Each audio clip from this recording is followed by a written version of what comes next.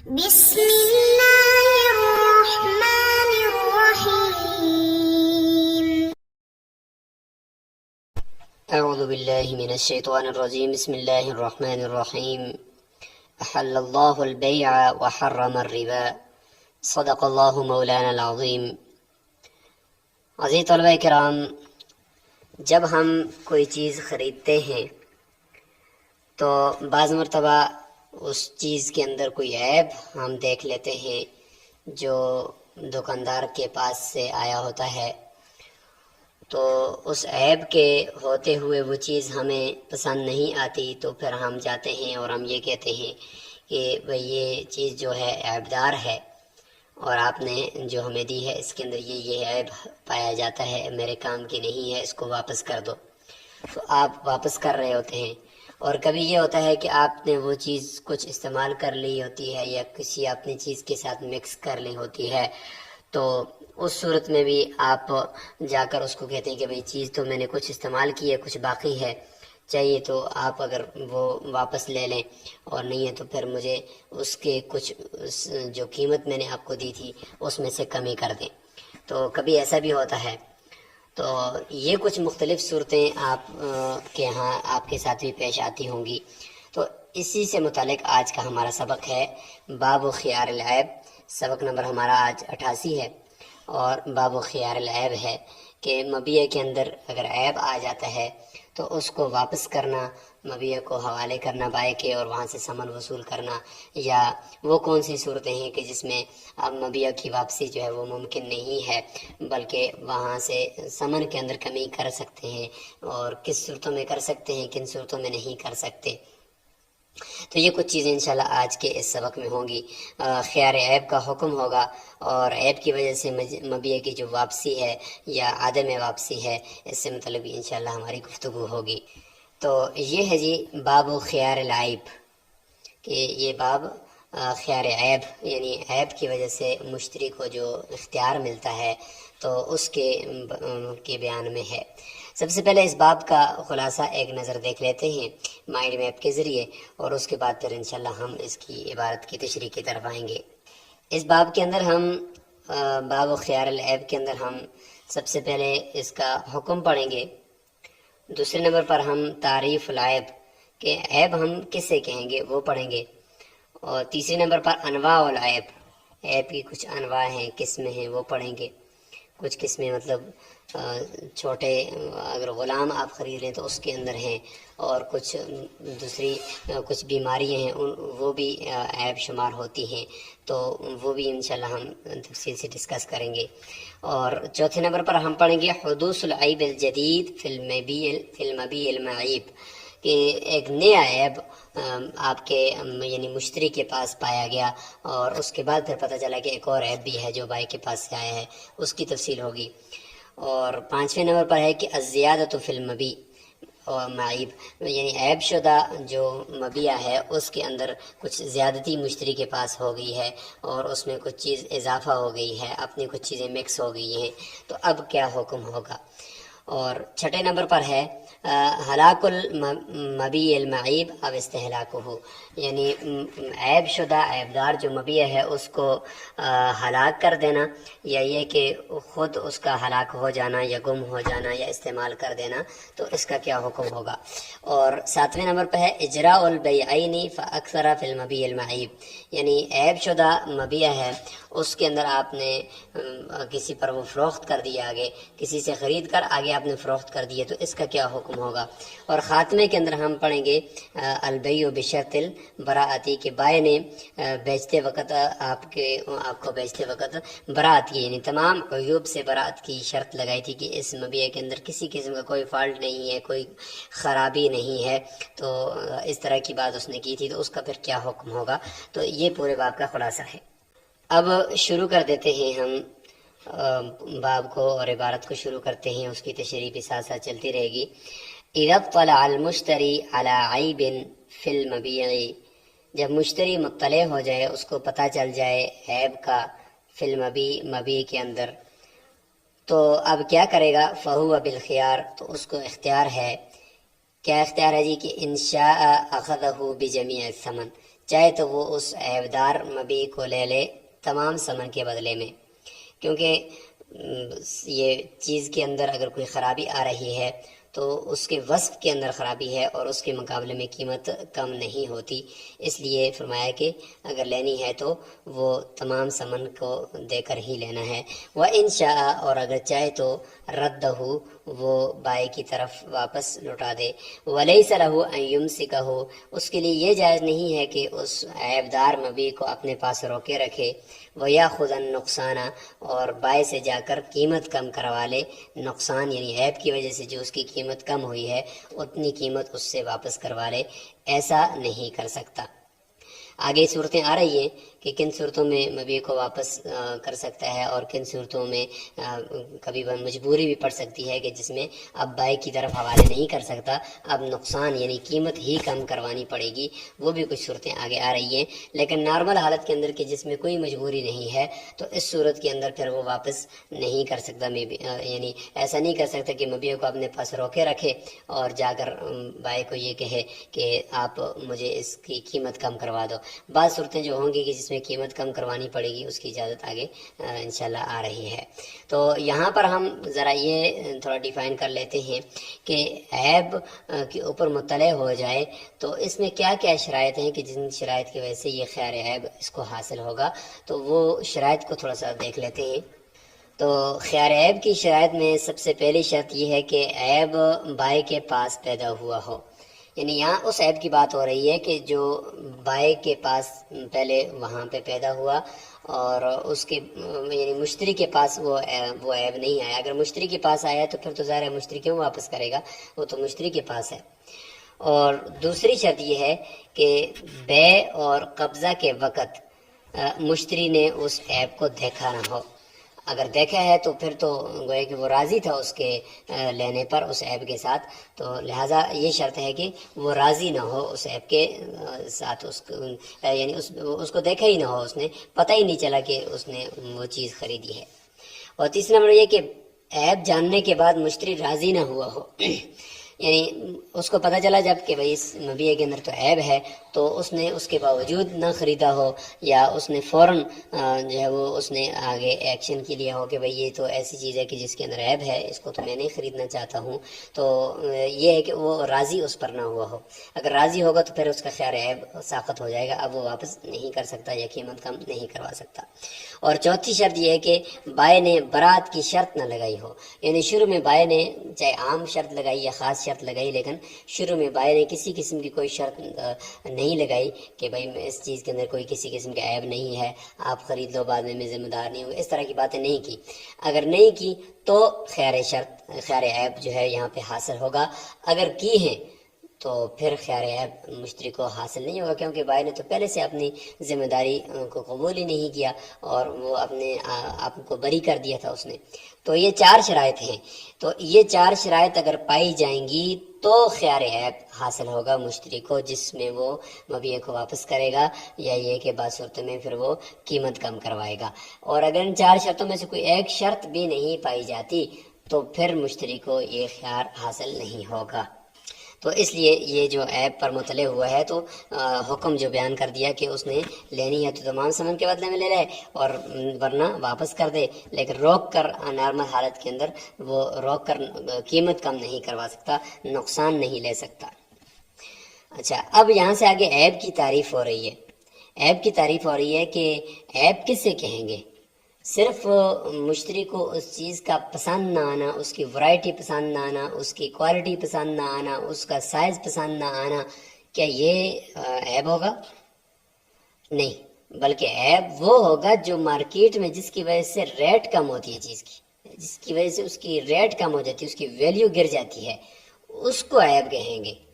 مثلا موبائل ہے تو موبائل اگر ٹھیک ہے سب کچھ صحیح ہے لیکن موبائل ڈبہ پیک نہیں ہے بلکہ کھلا ہوا ہے،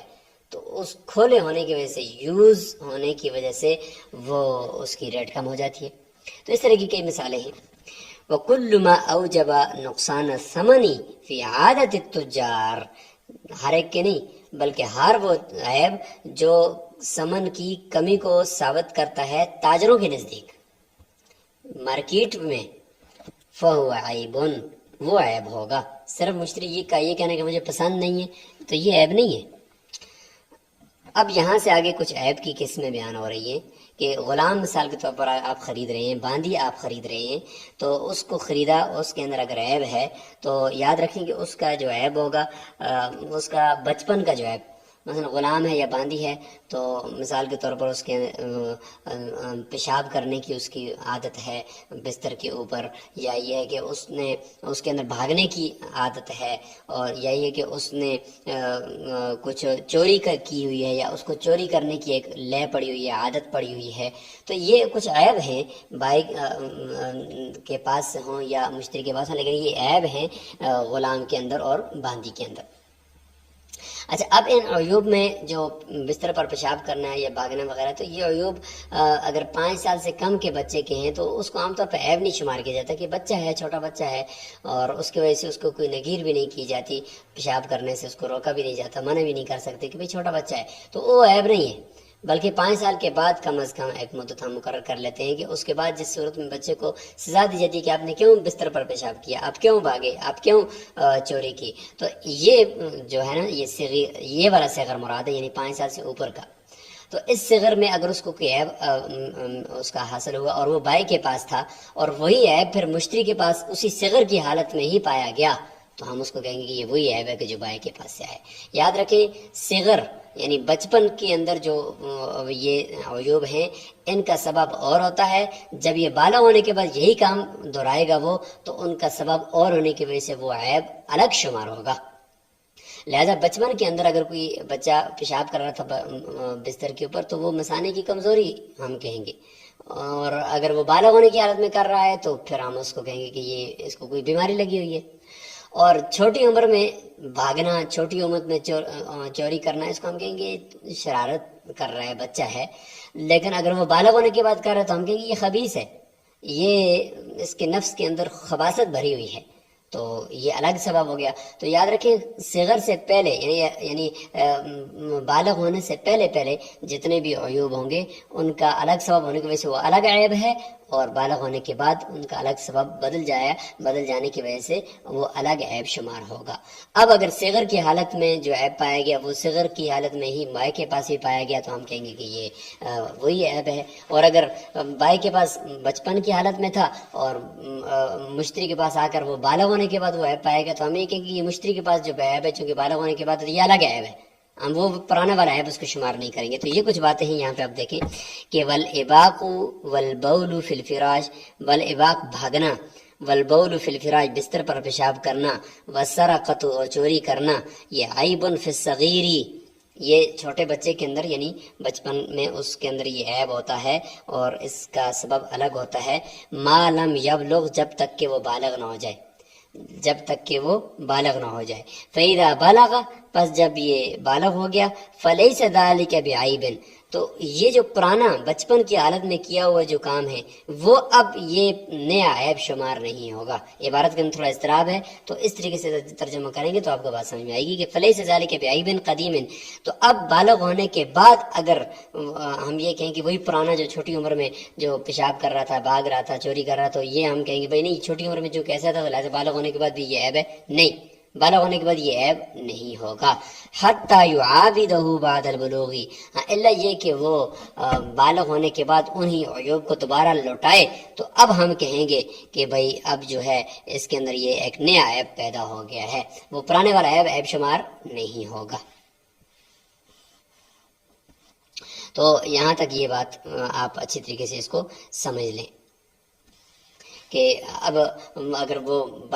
مشتری کے پاس آ کر بالغ ہونے کے بعد وہ کر رہا ہے اور بائی کے پاس وہ نابالغ ہونے کی حالت میں وہ عیب تھا تو ہم مشتری کو یہ نہیں کہیں گے کہ آپ واپس کرو، آپ کو خیال عیب ہے کیونکہ یہ تو بائی کے پاس سے آیا نہیں، یہ تو اب ایک نیا عیب ہے جو بائی کے پاس نہیں تھا. بائی کے پاس تو بچپن کی حالت میں تھا، یہاں آپ کے پاس تو وہ بالغ ہونے کی حالت میں آ گیا ہے، لہٰذا وہ عیب سبب بدلنے کی وجہ سے بدل چکا ہے. آگے ایک اور قسم ہے جی عیوب کی، والبخر، منہ کی بدبو. والبخر، منہ کی بدبو، کبھی کبھار منہ سے بدبو دانت صاف نہ کرنے کی وجہ سے نہیں بلکہ معدے کی خرابی کی وجہ سے یا اندر کسی بیماری کی وجہ سے منہ سے بدبو جو آتی ہے وہ مراد ہے. والظفر اور بغل کی بدبو، یہ عیبن یہ عیب ہوگا، لیکن فی الجاریتی باندی کو خریدتے وقت یہ عیب تو شمار ہوگا، لیکن ولیس بعیبن فی الغلام غلام کو خریدنے وقت یہ عیب شمار نہیں ہوگا۔ ظاہر ہے کہ باندی کے ساتھ ہم بستری کرنے کا بھی ارادہ ہوتا ہے تو وہ بستر کے اوپر بھی ہوتی ہے، تو اگر اس کے منہ سے یا بغل سے بدبو آ رہی ہے تو اس کے ساتھ تو یہ نہیں ہو سکتا پھر کام، لہٰذا یہ عیب باندی کے اندر تو ہے۔ لیکن غلام کے اندر تو ایسا نہیں کہ غلام سے تو دور کے کام لیے جاتے ہیں، اس کو قریب تو اتنا زیادہ نہیں رکھا جاتا، تو اس لیے اس کے اندر اگر بدبو آ رہی تو کوئی بات نہیں ہے، اس کو عیب نہیں شمار کریں گے، اس کی وجہ سے مشتری کو واپس کرنے کا اختیار نہیں ہوگا۔ الا ان یکون من دائن، الا یہ کہ غلام کو جو بدبو آ رہی ہے کسی سخت بیماری کی وجہ سے آ رہی ہے، تو دا بیماری کو کہتے ہیں، تو پھر ہم کہیں گے اچھا یہ غلام تو بیمار ہے لہٰذا یہ عیب دار ہے۔ والزنا وولد الزنا، خود زناکاری کرنے والا غلام ہے یا باندی ہے، یا خود تو نہیں ہے لیکن اس کے والدہ نے زنا کا حمل ڈالا تھا اور یہ اس سے پیدا ہوا ہے، تو خود زانی یا اس کے والدین کے زنا کی وجہ سے یہ پیدا ہوا، کہتے ہیں کہ یہ عیب ہے، کیا یہ غلام ایسا زانی غلام ہے یا خود ولد الزنا ہے، تو ہم اس کو عیب شمار کریں گے غلام کو خریدتے وقت، تو کہتے ہیں کہ یہ عیب فی الجاریہ، یہ عیب بھی باندی کے اندر تو ہے لیکن دون الغلام، غلام کے اندر یہ عیب نہیں ہے۔ باندی کے اندر اس لیے کہ باندی سے آپ کے بچے پیدا ہوں گے اور ہو سکتا ہے آپ ہم بستری کریں تو آپ کی اولاد آگے پھیلے گی، نسل پھیلے گی، تو اگر باندی خود زناکاری کرنے والی ہے یا خود زنا سے پیدا شدہ ہے تو پھر آپ کا جو آگے خاندان پھیلے گا، آپ کی جو نسل پھیلے گی آپ کی باندی سے، تو وہ عیب دار ہو جائے گی۔ لیکن غلام سے تو اس طرح کی چیز نہیں چاہیے ہوتی، وہ بے شک زانی ہو یا زناکاری کرنے والا ہو یا خود ولد الزنا ہو، اس سے کوئی فرق نہیں پڑتا۔ ہاں الا یہ کہ غلام بھی ایسا ہے کہ وہ رات دن انہیں کاموں میں لگا ہوا ہے، تو پھر تو وہ عیبدار ہے نا، پھر اس کی وجہ سے اس کو واپس کیا جا سکتا ہے۔ اچھا، اب یہاں سے آگے کچھ جو ہم نے خلاصے میں بھی دیکھا تھا کہ ایسا عیب پایا گیا کہ جو مشتری کے پاس مطلب ایک عیب پہلے مشتری کے پاس پایا گیا، اس کے بعد دیکھا مشتری نے کہ اس کو ایک وہ عیب بھی مل گیا جو بائی کے پاس سے آیا ہے، تو مبیع کے اندر اب دو عیوب ہو چکے ہیں۔ اب تو ظاہر ہے کہ مشتری اس کو واپس کر ہی نہیں سکتا، کیونکہ کرے گا تو اپنے بار عیب بھی تو ساتھ جائے گا نا، تو پھر بائی کا نقصان ہوگا۔ ہاں اگر بائی راضی ہے تو واپس کرے گا ورنہ نہیں کرے گا۔ دیکھیں وَإِذَا حَدَثَ عِنْدَ الْمُشْتَرِي عَيْبٌ، اگر مشتری کے پاس عیب ظاہر ہوا، ثم اطلع علی عیب کان عند البائع، پھر ایک ایسے عیب کے اوپر وہ مطلع ہوا کہ جو بائی کے پاس سے آیا ہے، تو کہتے ہیں کہ فَلَهُ أَن يَرْجِعَ بِنُقْصَانِ الْعَيْب، اس صورت میں وہ بہرحال وہ عیب کی وجہ سے، یعنی بائی کی کیا جو عیب ہے اس کی وجہ سے جو قیمت کم ہوئی ہے، وہ کم قیمت وہ جا کر وہ جو قیمت کی کمی ہے وہ جا کر اس سے لے لے گا۔ مثال کے طور پر چیز 1000 روپے کی تھی پہلے عیب سے پہلے، اور عیب وہ بائی والا جو عیب اس کے ساتھ اس کی قیمت 900 روپے رہے گی، تو 100 روپے جا کر اس سے لے لے گا، تو جتنی قیمت کم ہوئی ہے اتنے جا کر اس سے لے گا۔ وَلَا يُرَدُّ الْمَبِيعُ، یہ مبیع کو یہاں پہ لوٹایا نہیں جائے گا، یا ردو پڑھیں تو پھر مبیع پڑھنا ہے کہ مبیع کو نہیں لٹائے گا، کیونکہ اس میں مشتری کے پاس بھی تو ایک عیب پایا گیا ہے نا۔ الا ان يرضى البائع وان ياخذه بعيبه، الا یہ کہ بائع اگر راضی ہو جائے اس چیز کو لینے پر اسی عیب کے ساتھ، یعنی مشتری کے پاس جو عیب ہے اس کے باوجود وہ کہتا ہے کہ میں لینا چاہتا ہوں، کوئی بات نہیں مجھے واپس کرو، میں آپ کو پیسے آپ کے واپس کرتا ہوں، تو پھر واپس کر کے اپنے پیسے وصول کر لے۔ وَإِنْ قَطَعَ الْمُشْتَرِي الثَّوْبَ وَخَاتَهُ، اور یہاں سے آگے ایک اور مسئلہ شروع ہو گیا ہے کہ مشتری نے مبیع کو خریدا اور گھر میں آ کر اس کے اندر کچھ زیادتی کر دی، کچھ اپنی چیزیں اس میں مکس کر دیں، اور وہ اب جس سے ایسی متصل ہو چکی ہیں کہ اب اس سے جدا نہیں ہو سکتی، تو پھر اس کے بعد عیب کا پتہ چلا تو کیا کریں گے؟ تو ظاہر اس صورت میں تو اگرچہ بائی راضی بھی ہو پھر بھی واپس نہیں کریں گے نا، کیونکہ مشتری کی چیز جا رہی ہے اور سود لازم آ رہا ہے کہ مبیع کے ساتھ زیادتی ہو چکی ہے۔ مثلا وَإِنْ قَطَعَ الْمُشْتَرِي الثَّوْبَ وَخَاتَهُ، اگر مشتری نے کپڑے کو کاٹ لیا اور اس کو سی لیا، او صبغه، یعنی سی لیا تو ظاہر اپنا دھاگا لگا نا، اپنا اوپر جو وہ خرچہ ہوا، یا یہ کہ او صبغه، یا اس کو لایا اور اس کو کلر کر دیا، او لت السویق بثمن، یہ کہ کپڑا یہ کہ ستو خریدا اور ستو کو لت پت، یعنی لت السویق بثمن، مکس کر دیا ستو کو بثمن، اپنے گھی کے ساتھ، یعنی اپنے گھی کو اس میں مکس کر دیا تو اب وہ اس سے جدا نہیں ہو سکتا، کلر کپڑے سے جدا نہیں ہو سکتا، کٹا ہوا کپڑا سیا ہوا کپڑا اب اس سے دھاگا جدا نہیں ہو سکتا، لہٰذا اب یہ کہ اپنی چیزیں مبیع کے اندر اضافہ کر دی ہیں مشتری نے۔ ثم اطلع علی عیب، پھر وہ عیب کے اوپر مطلع ہوا، کہتے ہیں راجع بنقصان ہی، یہاں پہ نقصان کے ساتھ ہی جا کر بائع سے رجوع کر سکتا ہے، کمی کروا سکتا ہے ثمن کی، لیکن ولیس للبائع ان یاخذ بعینہ، بائع کے لیے اب جائز نہیں ہے کہ وہ بعینہ اسی حالت میں کہہ دے کہ بھائی مجھے واپس کرو، میں آپ کے پیسے واپس کرتا ہوں، کیونکہ پھر تو ساتھ مشتری کا مبیع کے ساتھ ملا ہوا جو حصہ ہے اس کی اپنی چیز کا وہ جا رہا ہے، مثلا گھی جا رہا ہے اور اس طریقے سے کلر جا رہا ہے مشتری کا، تو یہ تو پھر سود لازم آئے گا نا، اس لیے جائز نہیں ہے بائع کے لیے لینا۔ وَمَنِ اشْتَرَى عَبْدًا فَأَعْتَقَهُ، یہ کہ مطلب مبیع کے اندر یعنی عیب شدہ جو مبیع تھی اس کو آزاد کر دینا یا اس کا مر جانا، اس طرح کے مسائل شروع ہو گئے ہیں کہ غلام خریدا اور اس کو آزاد کر دیا، او مات عندہ یا اس کے پاس مر گیا، ثم اطلع علی عیب، پھر عیب کے اوپر مطلع ہوا کہ اوہو مرنے کے بعد غسل دیتے وقت پتہ چلا کہ اس کے اندر تو یہ عیب ہے، بھائی کے پاس سے آیا ہے، یا آزاد کرنے کے بعد پتہ چلا،